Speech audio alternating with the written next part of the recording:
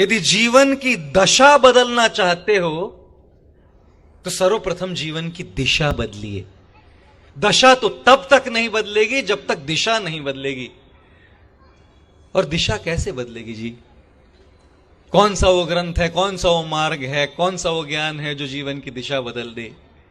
अर्जुन कुरुक्षेत्र की रणभूमि पर पूर्ण रूप से भ्रमित खड़ा था और गीता के ज्ञान ने अर्जुन के जीवन की दिशा बदल दी।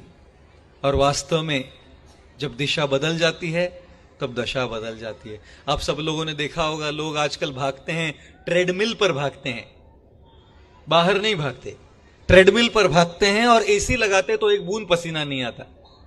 ट्रेडमिल पर दौड़ते हैं और भागते रहते हैं, भागते रहते हैं, भागते रहते हैं, 1 घंटे तक भागते हैं और ट्रेडमिल पर जो रीडिंग है वो दिखाता है कि 10 किलोमीटर तक भागे हैं, लेकिन भाग भाग कर पहुंचे कहां जी?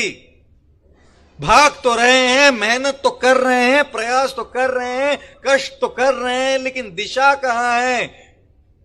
अपनी मेहनत को, अपने कार्य को, अपने जीवन को दिशा कहां है? उसी प्रकार से आज की आधुनिक सभ्यता, आज का यह आधुनिक समाज कार्य तो बहुत कर रहा है, मेहनत तो बहुत कर रहा है, कष्ट तो बहुत कर रहा है और भाग रहा है, पैसे कमा रहा है, नाना प्रकार की सुविधाओं को अर्जित कर रहा है, लेकिन दिशा कहां है? जब जीवन की अंतिम सांस निकलेगी, कहां जाएंगे हम लोग सब? क्या जीवन को कोई दिशा है? और यदि जीवन को दिशा देना चाहते हैं तो गीता एक ऐसा ग्रंथ है, ये तीसरा जी, जो हमारे जीवन को दिशा देता है, हमारे जीवन की दशा को बदल देता है और हमारे जीवन को परिवर्तित कर देता है। और इसीलिए हम गीता का आश्रय लेते हैं, गीता के ज्ञान की शरणागति लेते हैं।